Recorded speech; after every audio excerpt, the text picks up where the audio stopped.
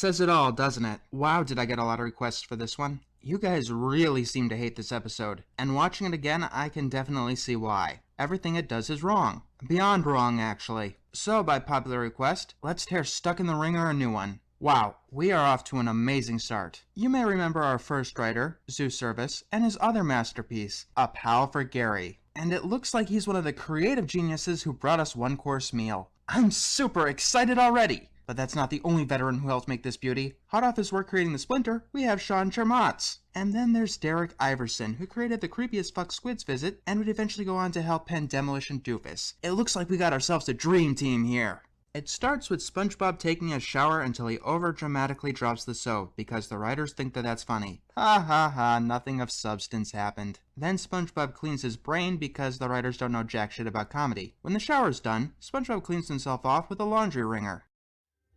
What would I do without you, Wringer? Use towels, perhaps? Maybe drip dry in the fucking ocean? SpongeBob gets dressed and is prepared to go to work, but slips on soap and bounces into his tub to pad out the episode's length. He steps on a rubber duck, which startles him to step on another bar of soap, which gets him stuck in the wringer. He tries to use his tongue to get himself out, but ends up breaking the handle. Hey, this kind of reminds me of real-life situations when people can't get their hands or other extremities out of nooks or machinery. They spend days calling for help that never comes, eventually forced to cut off that extremity in pure desperation. And these hacks think that a scenario like that can be used for comedy. Patrick comes in looking for his rubber duck.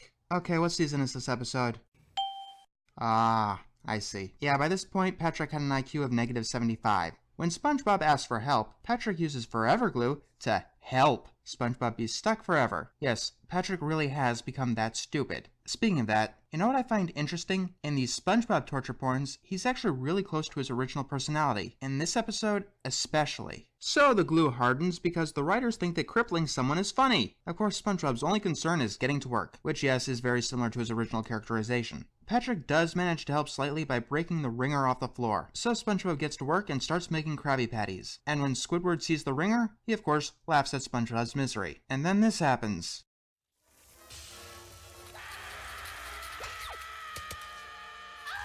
Alright, dumbasses. Or should I say dumbass. I think it's safe to assume that the one writer from the Splinter wrote this fascinating piece of the episode. From what I can gather, Sean Charms is like Dave Polsky if he was terrible at slapstick and really, really hated people. An important rule of slapstick is to never, ever harm the eyes, fingernails, or toenails on camera. You've also got to be very careful with teeth. Those are extremely sensitive parts of our bodies, eyes especially, and pain towards them will automatically make us cringe. It is possible to do eye-related slapstick, like say someone is trying to open a switchblade and looking really closely at it. If you want it to be funny, when the blade goes off, you've got to move the camera somewhere else as that guy screams. Are you okay? From Derek Iverson, who seems to have some bizarre psychological horror fetish. When someone asks for a refill, SpongeBob jumps up and causes the cash register to fall on his foot. Once again, the pain is raised to cringe-inducing levels. Then we have shenanigans that eventually ends with the cash register emptying on the floor. This, of course, gets Mr. Krabs to come into the picture. Help! I think you've helped quite enough today! Remember that line. SpongeBob gets kicked out of the Krusty Krab and bumps into the cause of all of his pain. Patrick tries to cheer SpongeBob up instead of, I don't know, taking him to a hospital! They go to an ice cream parlor where SpongeBob is unable to eat his ice cream because the wringer is apparently stuck on his esophagus. Wow. That's just great. They're implying that SpongeBob is eventually going to starve to death because of that thing. Cause you know, if you can't swallow something like ice cream, that tube is closed. Tightly. Oh, and would you look at that. Patrick eats SpongeBob's ice cream like a good friend. Next, they go to the carnival, where we're treated to some scenes where SpongeBob can't play any of the games or ride on any of the rides. He even gets a shiner in the process. Hey, writers, I don't care who the hell you're doing this to. Torturing a character is not funny. Speaking of torture, sometime later, Patrick comes around with some cotton candy for winning a dart tournament. Wow, you sent your friend flying, but instead of looking to see if he's okay, you go and play darts. Some goddamn friend you are! Finally, SpongeBob has had enough, and he knocks the cotton candy to the ground. Maybe now you know how I feel about you ruining my life! Well said. So, SpongeBob finally tells Patrick off. Help! I think you've helped quite enough today! Hey, it's exactly like that other scene. Of course, the townspeople angrily shout at SpongeBob despite running excitedly towards their fight. Yeah, I suppose it's okay to yell at someone for some minor accidental vandalism, but it's not okay to yell at someone for ruining your life due to their incomprehensible stupidity. You deserve what you've gotten. Come on, we're out of here. Cut! Screw you! Screw you all! I knew Zeus' service would shine through eventually. In fact, I think he was in charge of the rest of the episode. Patrick tries to stay mad at SpongeBob, but is unable to. He runs to SpongeBob's house, breaks in, and finds something that wouldn't be out of place in a horror story. I guess Derek ain't done yet. What's that? I can't hear you, what with all the lonely voices in my head. Torture Squidward, torture Squidward, torture Squidward, torture Squidward, torture Squidward, torture Squidward.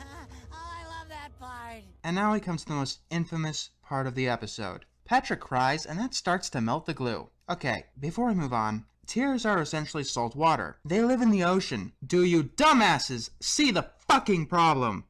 I guess crying does solve your problems after all. Isn't it great that they're trying to teach kids such valuable lessons in life? Alright, you three. What's the word I'm looking for? Dipshits? No, that word is too good for you. Assholes? That's not quite right either. Fuckers? No. I'm just gonna call you three excuses for humanity until I can find a description that properly suits your crude, idiotic, and juvenile talentless asses. What reality do you three live in? I really want to know. I'm genuinely curious. In this reality, it's conventional wisdom that it actually takes an adult to write for children. What am I saying? That's not fair. Children would make better writers than you three. Hell, infants would. My dog would. You mindless, degenerate hacks.